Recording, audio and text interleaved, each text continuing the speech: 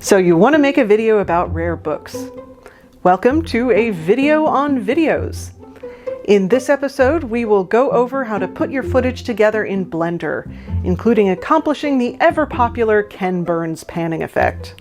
If you're looking for info on how to write your script, set up your workspace, and shoot your footage, check out the first episode in this series.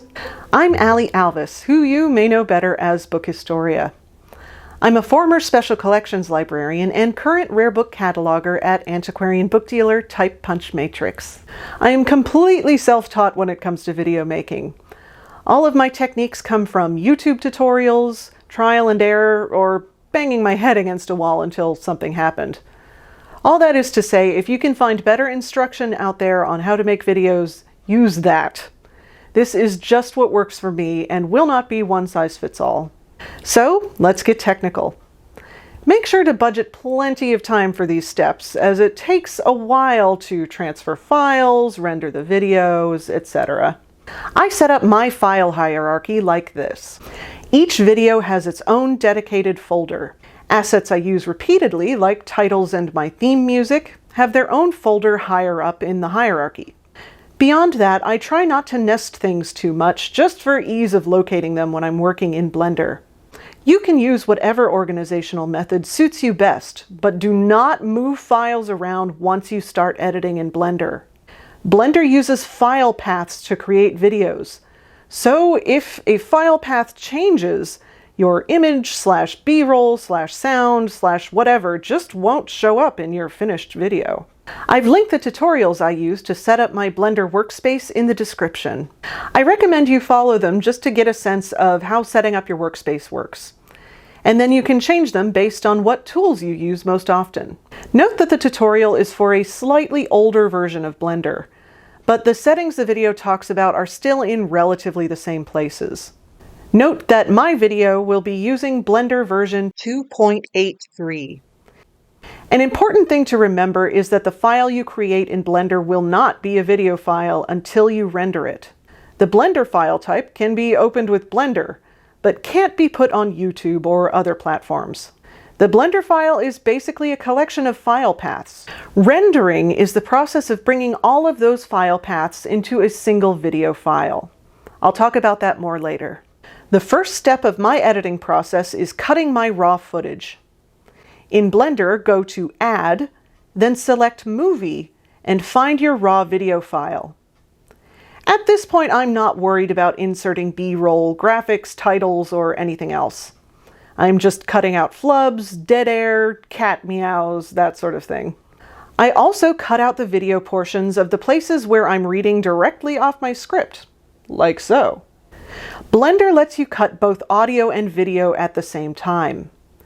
Make sure you have both the video strip and audio strip selected. Then go to Strip and select Cut. Put cuts around the section you want to delete. Then mouse over the strips and hit the X key. Now you have an empty space. Drag the strips on the right back to meet the strips on the left and repeat. You can also cut one or the other strip individually. When you're cutting, keep an eye on the waveform. Make sure there's a bit of a pause between sections to mimic what a non-edited talk would sound like. Make sure you always keep your video and audio strips lined up. Getting them out of sync means lip movements won't line up with sounds. Here is an example of what that might look like. Here, my waveform is completely out of whack with my video file. I like to have display waveform selected so I have a better sense of what's going on with the audio. Make sure all the video and audio strips are touching so you don't wind up with dead space that will be rendered as a black, silent screen. And make sure to save regularly. I haven't had too many issues with Blender crashing, but as with any software, it's important to save as you go. For a more detailed video on cutting, check out the link labeled Cutting below. Now that we have a base, let's build onto it. After I'm done with my basic editing, I go back through and add in my B-roll, titles, and graphic assets. This is the most time-consuming part of editing for me. It often winds up that I've failed to account for some resource I need, so I have to either go back and shoot something or find it elsewhere. Expect to spend at least half an hour editing for every minute of video. It may be less if you're using not a lot of B-roll or graphics, but it may be more if you're doing something complicated. First, let's talk about inserting video B-roll. To insert video, go to Add and select Movie, then find the file you need. This will insert the B-roll on top of your cut down A-roll video. You can cut this B-roll using the same methods you use to cut your raw video. Just make sure you're only cutting the B-roll. Select only the B-roll video and audio strips, and make sure you haven't selected your main video strips. Adding the video will put it in your workspace above your main video strips. You can just leave it up there. The strips kind of work like layers in Photoshop, so when you render your video, only the topmost video strip will be visible. I like to delete the area of A-roll that the B-roll covers, just to give Blender fewer things to render. If your B-roll doesn't need audio, delete the audio strip by mousing over it and pressing the X key. Sometimes you may want to go straight from one video to the next. Other times you may want a more gradual transition. I accomplish these softer transitions by adding transform layers. Select the B-roll video strip. Let's call this strip A. Go to Add and select Effects Strip, then go over to Transform. This will give you a new strip above strip A. Let's call this strip B. This is your transform strip. Right-click on strip A, then select Lock/Mute and select Mute Strips. By muting strip A, you're telling Blender to only pay attention to strip B, which is where you'll add your effects. It also helps rendering move a bit more quickly. Select strip B and head over to your strip option box. Go to Composition and select Alpha Over. Then select strip A and B and drag them to overlap slightly with your main video strip. Move your scroll line to the point where the main video strip stops. Select strip B and create an opacity keyframe. A keyframe defines the starting and ending points of an action. In this case, a smooth transition. Hover your mouse over the opacity box in the strip menu. Make sure it's set to 1.0, then press the I key.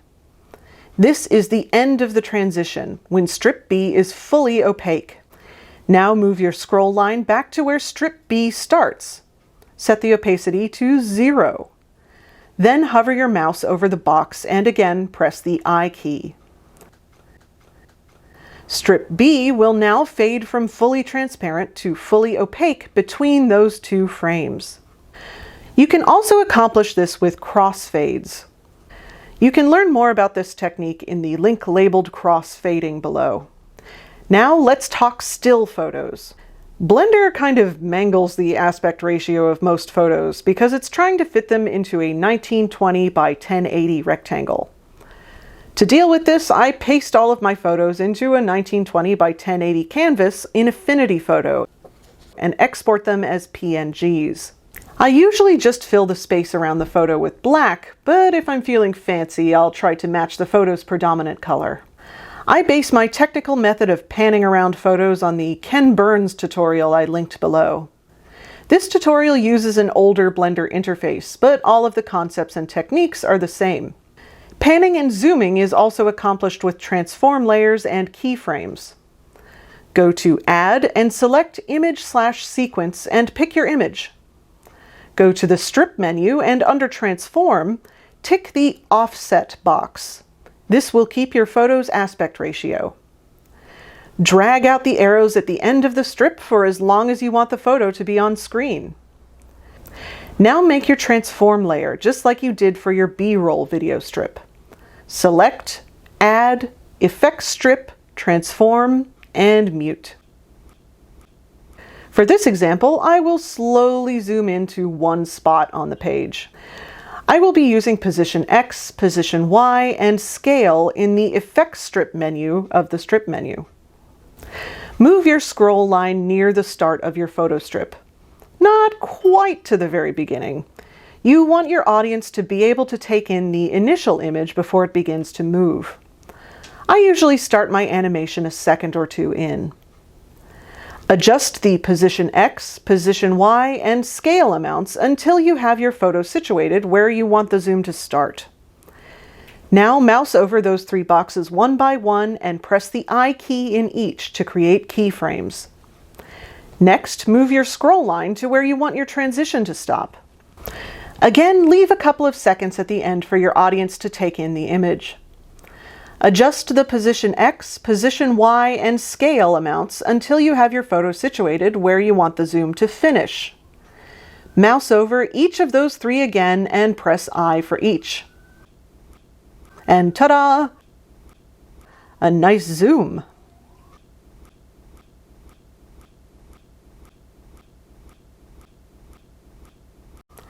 Now that we have all these key visuals, it's time for the critical work of attribution. It's extremely important to correctly attribute all of your video footage and your photos. It's very easy for sources to get lost as videos make their way around social media in their original format, or as random clips people lift and fail to credit. Whenever I have a book from a library collection on screen, I want to have, at the very least, the name of that collection and where the book is housed. This enables points of access for potential researchers and for the general public. Blender has a built-in text overlay tool, which is probably enough for the needs of the vast majority of people. I, however, am a font weirdo, so I make my titles in Affinity Photo. I use white text with a black outline. The black outline makes the text easier to see against various backgrounds. When I'm editing videos, I have Affinity open to a sort of base canvas, where I have some pre-formatted text that I can edit. When exporting your captions, make sure you save them as transparent PNGs. This way they can be seamlessly laid over your video. If you don't save them with a transparent background, they look like this. If you're using this method, make sure that when you add your title, you tick the offset box to make sure the image scaling is correct. Add an effect strip so you can adjust the opacity and size. Remember to change the compositing to alpha over. And mute the original strip to save memory. I have a folder of text that I use in every video, like my name and the opening titles. In terms of the text appearing on screen, I bring it in with the same timing as whatever B-roll it's associated with. That means making sure both strips have the same keyframe placement. I usually add in titles at the same time as I'm adding B-roll to make keyframing easier. You can do this by selecting the text strip and the photo/video strip at the same time, and adding keyframes to one and then the other.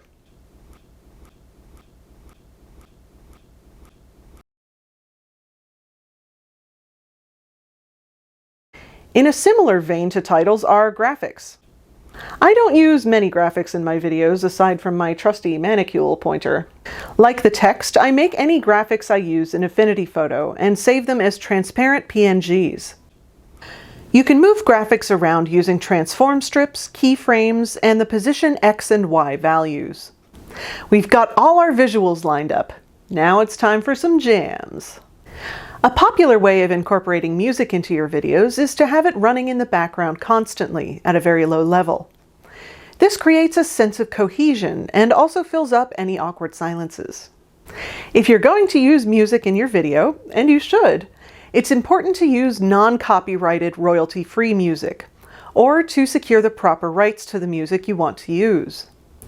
Copyright violations can get your video taken down, and with enough strikes against your account, it might be banned altogether. You can insert and cut audio files just like you can videos. You can also adjust the volume if you feel something is too loud or too quiet. And there you have it, a complete video. Kind of. Now, how do you make this Blender file into a video file? Once you're finished editing your video, it's time for the most exciting part: rendering. That was sarcasm. Rendering is the process of bringing together all the files, edits, and commands you just made into a single video file. Depending on the length of your video, rendering can take hours. I usually render my videos overnight, but make sure your computer doesn't go to sleep while it's rendering. This could potentially corrupt the file. Before you start the rendering process, go up to the Scene box, go to Output, and select where you want your video to be saved. Then make sure your start frames and end frames properly encompass your video. Blender will only render what is between these frames. Then go up to the Render menu and select Render Animation. After your video has rendered, make sure you watch it all the way through. After you upload a video to YouTube, you can't make edits without taking the whole thing down, so it's always good to have a little proofread. After making edits, you will have to re-render the whole video, which will take just as long as the first go-round. Congratulations! You have an actual video! Now it's time to share it. The first way people will encounter your video is through your thumbnail. I make all my thumbnails in a similar style, dynamic without being hyperactive. You want your thumbnail to generally match the tone of your video. I make my thumbnails in Affinity Photo. The suggested size for a YouTube thumbnail is 1280 by 720. I usually add a bright solid background to make my thumbnails a bit more visually appealing, but you do you. After you click Start Uploading on YouTube, it's time to figure out your video's title. Make sure it's as keyword heavy and eye-catching as possible, but not too long. YouTube's search algorithm gives precedence to video titles rather than descriptions. If you have a series title, put that after the keyword heavy title. I lead with my main title and then put my series title after one of these lines. Now describe your video. A good time to do this is while you're waiting for your video to upload. Put what you consider to be the most important information first, because YouTube truncates long descriptions. Your description is also where you can put timestamps that identify different parts of your video. I've done that for this video so you can see how to format it and what the results look like. You have to do this manually by scrolling through your video and identifying when certain sections start. After recording your timestamps in the description, you must name them. You have the option to add subtitles as part of the upload process. You can and should enable closed captioning or subtitles. This makes your video more accessible. You can also turn on subtitles after your video is uploaded and live. YouTube has automatic transcription, which is generally okay. It can get tripped up on bibliographic terms though, so be sure to review what it thinks it's hearing and make corrections accordingly. You can also add in subtitles manually.